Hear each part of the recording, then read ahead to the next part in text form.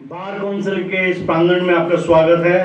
मैं with the permission of our chairman of the committee Shri OP Faizi आज की proceeding start करते हैं। दोस्तों, डेट ऑफ एनरोलमेंट, जैसे कोई अपनी डेट ऑफ बर्थ नहीं भूलता, in the same way date of enrolment आज के बाद आपके लिए उतनी इंपॉर्टेंट हो जाएगी जैसे डेट ऑफ बर्थ है।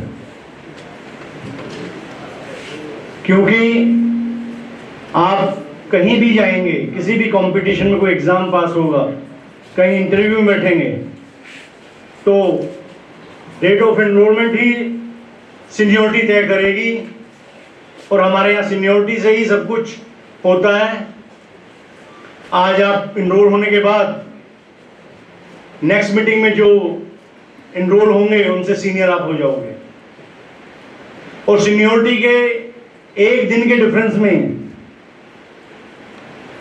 कोई चीफ जस्टिस ऑफ इंडिया बन जाता है, कोई नॉर्मल चीफ जस्टिस रह जाता है, सिर्फ एक दिन के।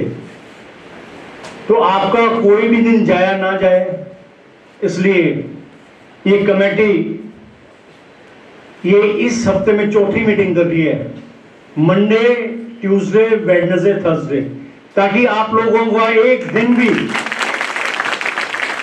We are so serious about your future कि आज को अगर एनरोलमेंट हो गया तो ऐसा हो कि नेक्स्ट वीक या नेक्स्ट मंथ में कोई ऐसी अपॉर्चुनिटी निकल आए कि आपको किसी एग्जाम में बैठना पड़ जाए, कहीं पैनल पे हो जाओ, कहीं लॉ ऑफिसर की वो हो जाए।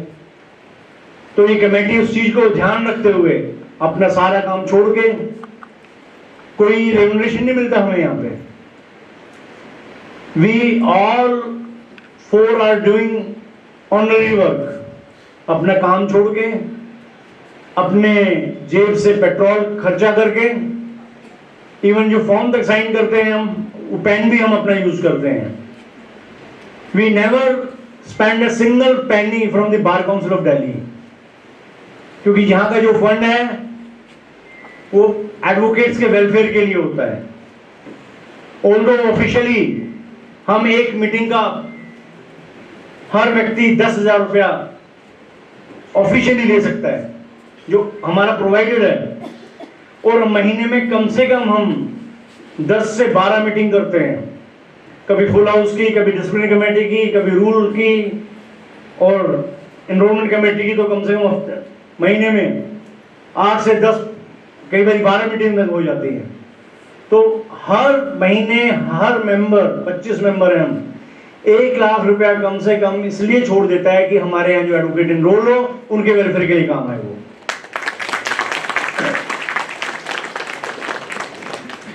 आप लोगों ने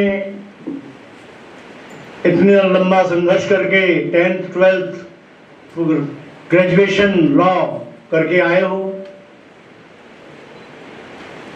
और बहुत उम्मीदों के साथ आदमी अपने नए भविष्य की शुरुआत करता है।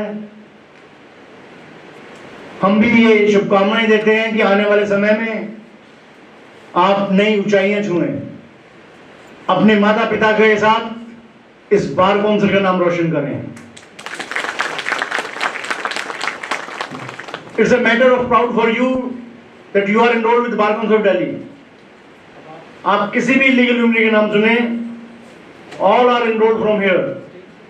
Shri Arun Jaitley, Abhishek Manu Singhvi, Kapil Sibal, Mukul Rohatgi, everyone is registered with the Bar Council of Delhi.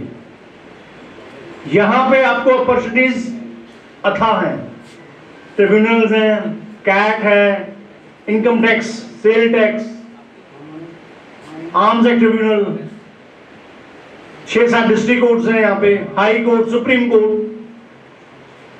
तो as far as work is concern, sky is the limit. पैसा भी बहुत है, पर नॉट इजी गोइंग। आप सोचो कि आज आप एनरोल हो गए और कल आपके पास लाख रुपए आ जाए, ये पॉसिबल नहीं है।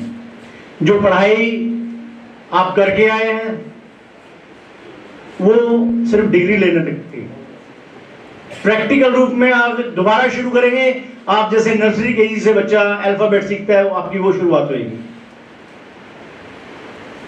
और इसमें पढ़ने को सीखने को इतना है कि आफ्टर 34 इयर्स आज भी हम लर्निंग प्रोसेस में हैं। मेरी डेट ऑफ एनरोलमेंट 17 अक्टूबर 1990। 34 साल कब कहां बीत गए पता ही नहीं लगा। मेरा तो सबसे, मैं जूनियर हूं यहाँ पे, जहां पे ये महानुभाव बैठे हुए हैं, मैं इंट्रोड्यूस करवा दूं। हम महानुभाव तो हैं, हम महानुभाव तो दायर करेंगे। मेरे राइट में सबसे पहले श्री संजीव नसियार जी, जो इस काउंसिल के वाइस चेयरमैन हैं और 30,000 बार के 2 बारी प्रेसिडेंट, 4 बारी सेक्रेटरी, 2 बारी एडिशनल सेक्रेटरी, और इस बार उन्होंने चूज किया कि भाई बार काउंसिल का चुनाव लड़ेंगे और बार काउंसिल का चुनाव जीतते ही वाइस चेयरमैन की जिम्मेदारी उनको मिली है यहाँ पे। Such a vast experience, and since 88, sir, am I right? 88 से ही enrolled हैं, मेरे से 2 साल सीनियर हैं। बीच में श्री RS गोस्वामी जी, इनके बारे में तो जितना कम कहा जाए उतना ही कम है, उतना ही ज्यादा हो जाएगा। ये 87 से एनरोल्ड हैं, लगते नहीं है, ये लगता है कि 4-5 साल की इनकी प्रैक्टिस है।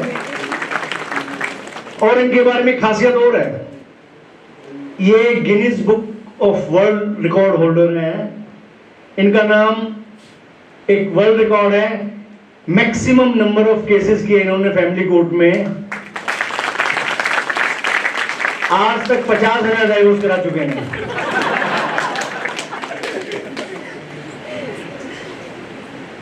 और हमारे चेयरमैन साहब, इनकी आप सुनेंगे तो कई बार मैं भी हैरान रह जाता हूं। 55 साल लीगल फैटर्निटी में, at the age of 82, sir 82, I am not wrong, as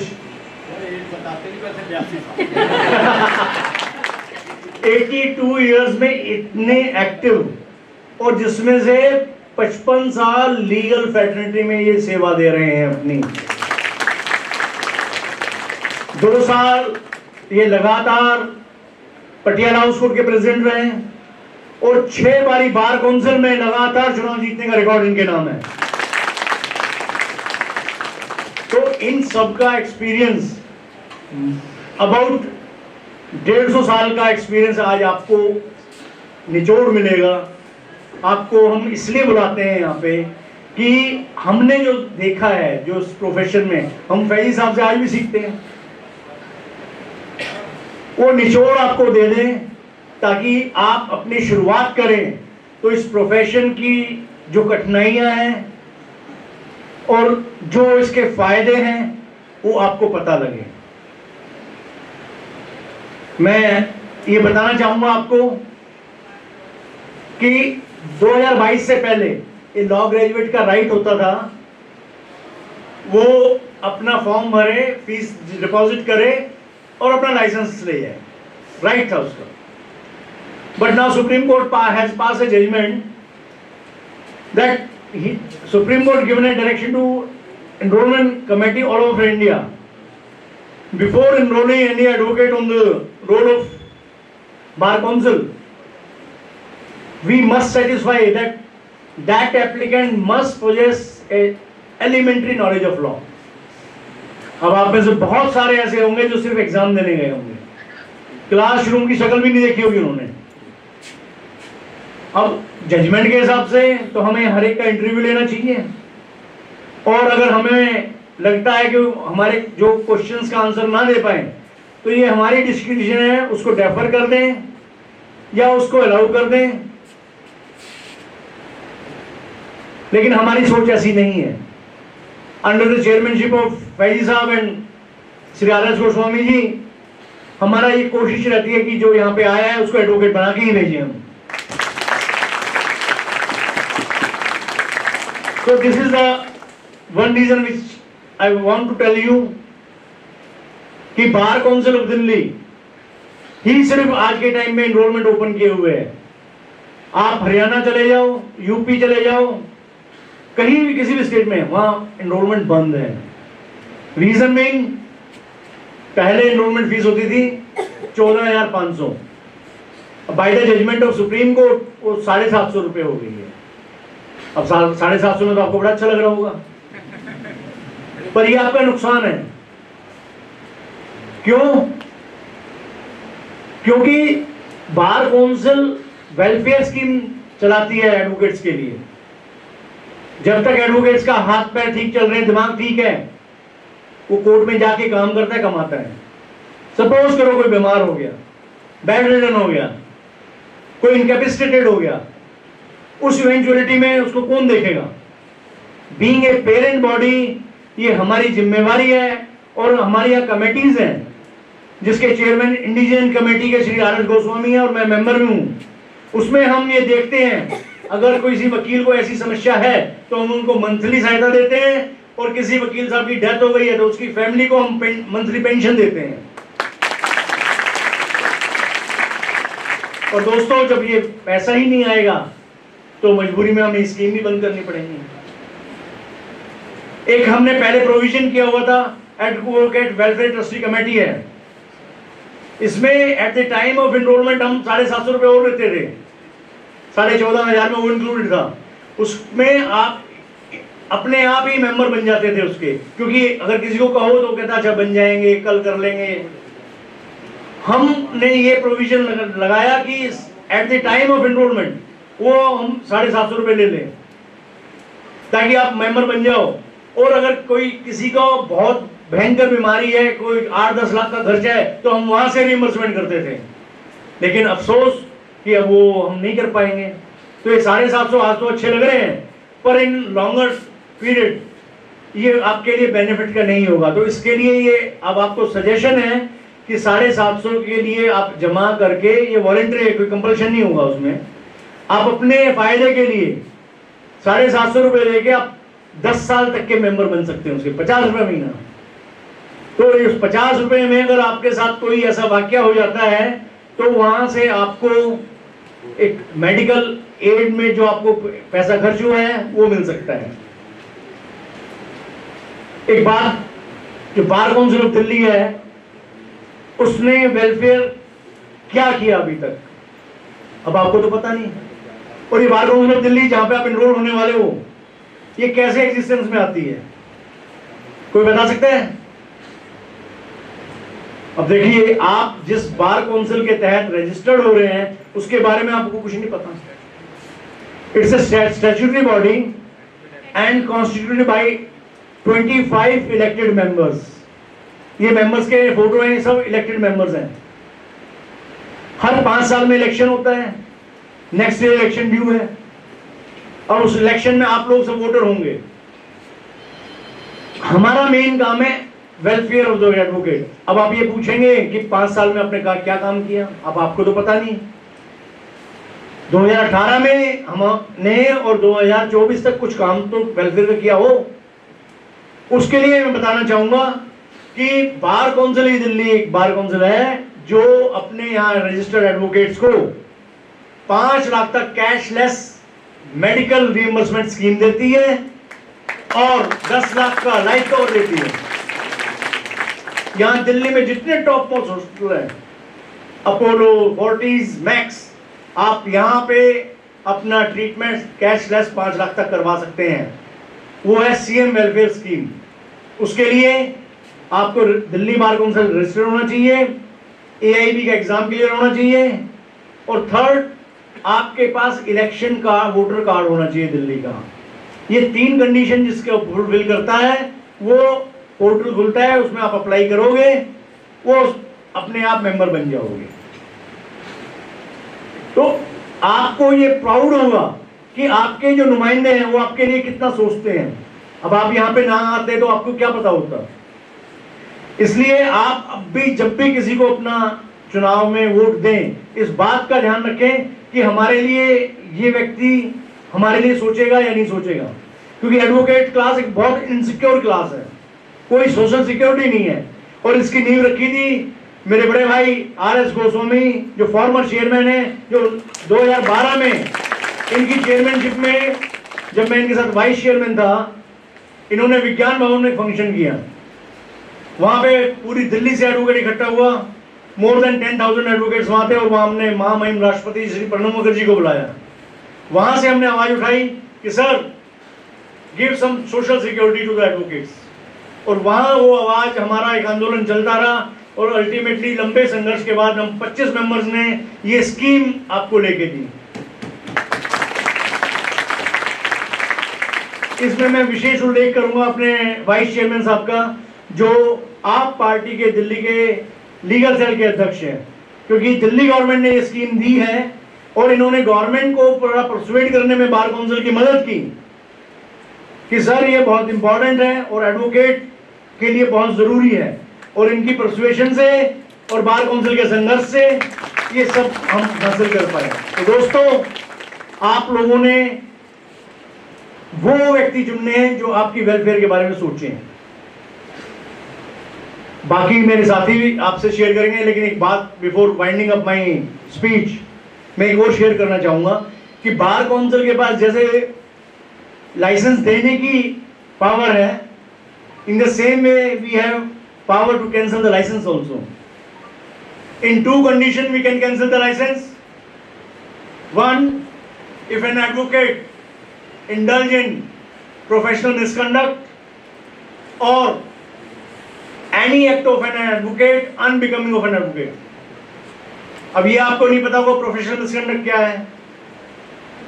आपने केस फाइल कर दिया, क्लाइंट ने जो फीस तय हुई थी वो नहीं दी, आपने सोचा फीस नहीं देना मैं ना जाऊं, ये नहीं कर सकते आप। जब तक कि वकालतनामा विड्रॉ ना हो, आप कोर्ट को ना बताएं, उसमें अगर कोई एडवर्स ऑर्डर हो गया आपकी एब्सेंस में, तो उसके लिए जिम्मेवार आप ठहराए जाओगे। और वो डॉक्यूमेंट में, ऑर्डर शीट में लिखा होगा प्रेजेंट नन फॉर प्लेंटिफ। वो ऑर्डर शीट कंप्लेंट के साथ लगा के, और उस वक्त अगर बार काउंसिल के सामने आप कहोगे कि इसने फीस नहीं दी थी इसलिए नहीं गया, वो आपकी बात नहीं मानी जाएगी, क्योंकि आपको कोर्ट को जाके बताना होगा। तो ये चीजें नए एडवोकेट को पता नहीं होती, और हमारे पास कंप्लेंट आती है और अल्टीमेटली हमें लाइसेंस कैंसिल करना पड़ता है। बहुत सारे साथी हैं जिनको पैसा कमाने की बहुत जल्दी होती है, उस जल्दबाजी में वो गलत काम कर बैठते हैं, गारंटी ले लेते हैं हाँ केस आपके फेवर में करा दूंगा। आप ये नहीं कह सकते। आपका काम है best of your knowledge ability, आप उसका केस जज के सामने पुट करें। अगर जज डिसीजन उसके खिलाफ देता है, ये जिम्मेवारी आपकी नहीं है।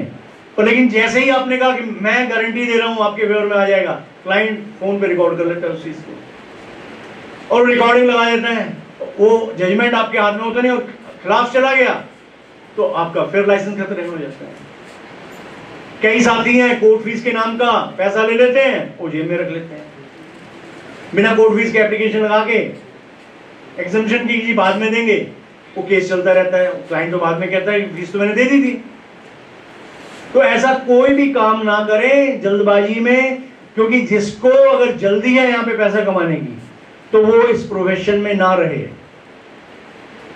यहां पे अभी आप लोगों को तो सीखना है, अब सीखने के कोई पैसे थोड़ी देगा। वकील पहली स्टेज में ना पैसा होता ना काम होता, दूसरी स्टेज में सिर्फ फ्री का काम आता है, पैसा नहीं देते क्लाइंट, तीसरी स्टेज में थोड़ा पैसा थोड़ा काम, और चौथी स्टेज में गोस्वामी जी की तरह पैसा ही पैसा होता है। तो पैसे का रोज पता लगा मेरे आईडी बहुत ही मिला नहीं, ये मैं अपनी स्पीच में हर बार ये कहता हूं कि गोस्वामी जी को टेक्निक बहुत अच्छी आती है जिससे बहुत ज्यादा पैसा कमाते हैं कि क्लाइंट की जेब से पैसा कैसे निकालें। तो जब इनकी स्पीच हो तो आप नीचे से डिमांड करते ना कि पैसा कैसे कमाएं, क्योंकि सबसे इंपॉर्टेंट है कि आए हैं तो पैसा भी कमाने आए हैं ना हम यहाँ पे, तो कैसे खर्चा आपका निकलेगा। तो इस चीज को आप ध्यान रखें। बाकी मैं आपको शुभकामनाएं देता हूं कि आपका आने वाला समय बहुत उज्जवल रहे। You touch the new heights in the profession, और आप आज जाके अपने माता पिता का आशीर्वाद लें और अपनी नई इनिंग शुरू करें। आपको बहुत बहुत बधाई हो मेरी तरफ से। और मैं रिक्वेस्ट करूंगा कि आज तो इस हॉल में आए हैं, सबकी एप्लीकेशन अलाउ हो। चेयरमैन साहब लास्ट में अनाउंस करेंगे। जय हिंद, जय Bharat. Thank you very much. Now I will request our honorable vice chairman to come on the dais and share his views with you.